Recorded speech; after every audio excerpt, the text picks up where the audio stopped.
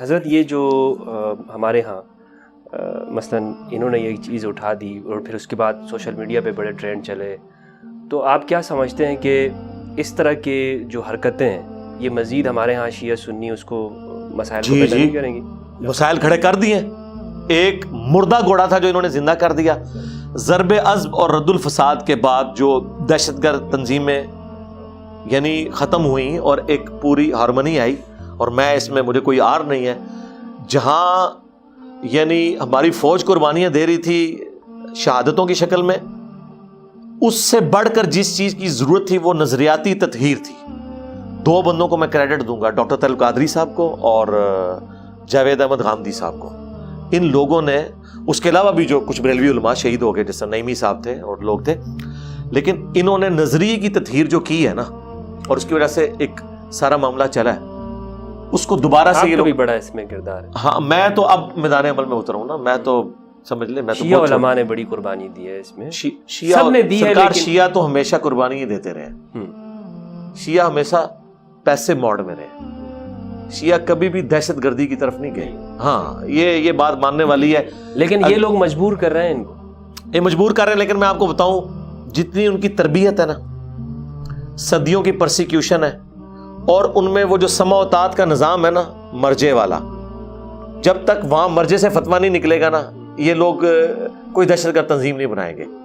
شیعہ کا مسئلہ یہ ہے کہ ان کو ڈیویٹ ہونے سے بچانا بڑا آسان ہے. ان کا ایک بڑا اسی طرح ہے جیسے عبد القادر جیلانی قبر سے نکل آئے نا تو بریلویوں کی کیا حالت ہوگی، یا امام حنیفہ قبر سے نکل آئے تو دیوبندیوں کی کیا حالت ہوگی اور بریلویوں کی، وہ کہیں گے اب تو ہمیں کسی کے فتوے کی ضرورت نہیں. شیعہ کے لیے یہ درجہ جو ہے نا وہ خامنائی صاحب کا اور سستانی صاحب کا، ظاہر ہے وہ زندہ امام کی تقلید کرتے ہیں نا. ادھر ایک فتویٰ نکلتا ہے، ختم. ایک چھوٹا سا فتویٰ نکلا تھا کہ تمباکو کی فصل اگانا حرام ہے، تو لوگوں نے اپنی فصلوں کو آگ لگا دی تھی. جو آپ اربوں ڈالر خرچ کر کے ختم کرتے ہیں نا منشیات، وہاں ایک فتوے سے ختم ہو جاتی ہے. وہ تو کہتے ہیں کہ یہ سمجھ لیں ڈائریکٹ ڈیوائن فتویٰ آ گیا.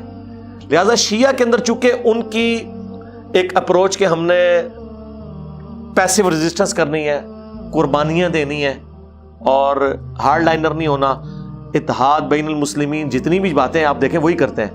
لوگ کہتے ہیں یہ ایکٹنگ کر رہے ہیں، نہیں سرکار، یہ ان کے مزاج میں ہے یہ چیز. میں آپ کو بتاؤں، طارق جمیل صاحب سے میری فون پہ بات ہو رہی تو مجھے وہ کہتے ہیں یار دیکھو، ایک میں نے مولا علی لفظ بولا ہے تو شیعہ میرے ہاتھ چوم رہے ہیں، اور ادھر ہمارے سنیوں کا حال دیکھو، ایک بات میں صحیح بات کر دو، اختلاف نہ کرو، صرف صحیح بات بتا دو.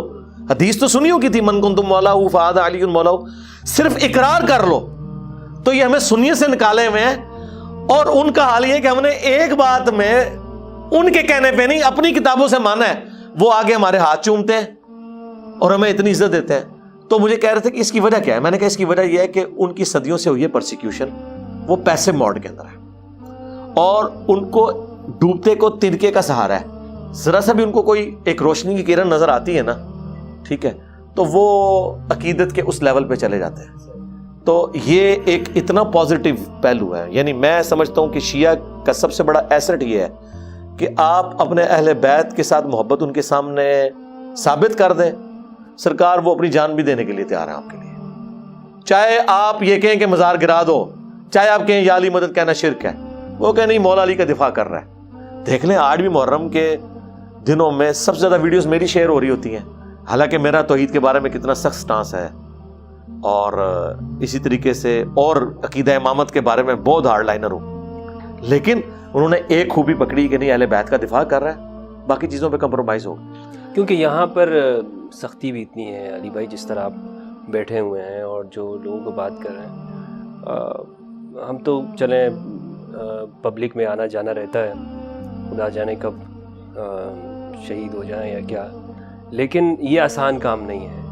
یعنی یہ لوگ شاید یہ سمجھتے ہیں کہ ہم کسی کی خوشامد کے لیے، یا ہمیں کسی نے کوئی ایران سے پیسے دیے ہوئے ہیں، علی بھائی کو کوئی پیسہ آیا ہوا ہے ایران سے، یا مجھے آیا ہوا ہے، یا شہنشاہ نقوی صاحب نے مجھے نوکری پہ رکھا ہوا ہے، ٹھیک ہے، شاید لوگوں کے دماغ میں یہ ہو، مگر اس کے لیے بھی انسان اپنے بچوں کو خطرے میں نہیں ڈالتا، اپنے آپ کو نہیں ڈالتا، ٹھیک ہے.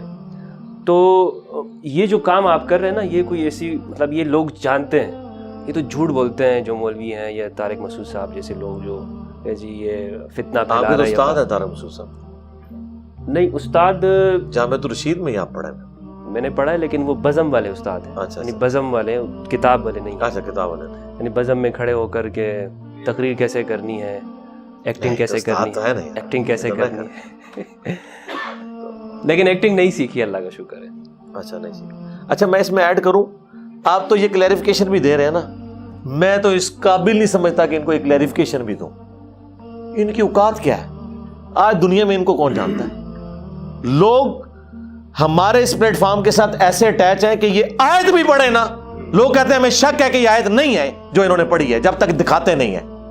اور لوگ ہمارے ساتھ جو اٹیچ ہے نا, انہیں پتہ ہے ہر چیز یہ دکھائے گا. لہذا انہوں نے سرٹیفکیٹ لینا ہے تو ہم سے لیں, ہمیں ان کو کلیریفیکیشن. تھوڑی اوقات ہی کوئی نہیں, تھوڑے وڈیاں دی بھی کوئی اوقات نہیں کہ ہم آپ کو کلیریفیکیشن دیں کہ ہم چندہ لے رہے ہیں. میں ان کے لیے بات نہیں کر رہا, لیکن میں صرف اس لیے کہہ رہا ہوں علی بھائی کہ مثلاً انہوں نے, جب میں نے علامہ شہنشاہ نقوی صاحب کے ساتھ جب نشست کی تھی تو اسلام آباد میں پرچے ورچے دیے تھے. اللہ کا شکر ہے کیونکہ ہمارا کام, میں تو ہندوؤں کے پاس جاتا ہوں, مندروں میں گیا ہوں, گردواروں میں گیا ہوں, فلاں گیا ہوں, ہندوؤں کے پنڈتوں کے ساتھ بیٹھ کے میں نے سیکھا کہ یار آپ کی یہ گیتا میں کیا ہے. ہم تو پاکستان کے اندر وہی بات ہے کہ یہ ہم آنگھی کے لیے ہماری سوچ بنی. کیونکہ جمی صاحب کے پاس گئے آپ؟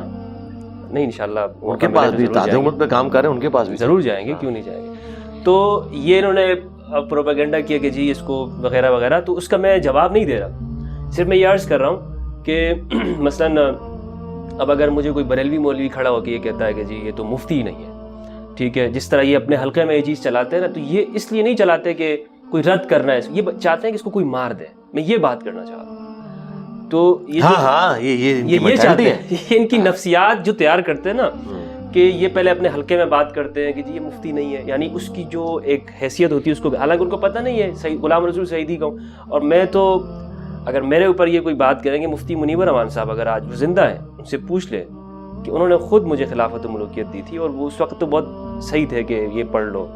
میں خود کسی درجے کا ناسبی ہوں گا, تو میرے عقائد درست کرنے کے لیے انہوں نے مجھے دی. نہیں مفتی صاحب ماشاءاللہ, لیکن ابھی تو نہیں ہے, پہلے تھے. لیکن سیاست میں معاویہ زندہ باد انہوں نے کہا ہے, ہاں نہیں ہے, تو وہ ماشاءاللہ وہ مودودی صاحب کی تفہیم القرآن ہے, تو ان کی تفہیم المسائل ہے, تو وہ ہے, ان کا خاندانی بھی ہے اس طرح, تو حیات ہے, پوچھا جا سکتا ہے ان سے. دوسری بات یہ ہے کہ میں جو آپ کی شجاعت کو ایک سلام پیش کرتا ہوں کہ پاکستان میں آپ نے اتحاد امت پہ بات کی ہے, آپ کی وجہ سے ماشاءاللہ لوگ شیعہ سنی ایک امتزاج ہونا شروع ہوا ہے, لوگ قریب ہونا شروع ہوئے ہیں, اور بہت سارے لوگوں کو ہم نے دیکھا جیسے اماد بھائی ہیں یا اور ہیں کہ شیعوں کے پاس جاتے ہیں.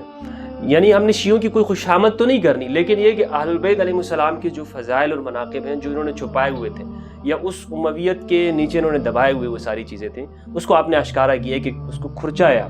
الحمدللہ. تو یہ کوئی آسان کام نہیں ہے. یہ ہم نے تو اپنی آخرت کے لیے کیا جی, ہم نے نہ اس سے کوئی دنیا میں کوئی ہلچال مچانا مقصود تھا.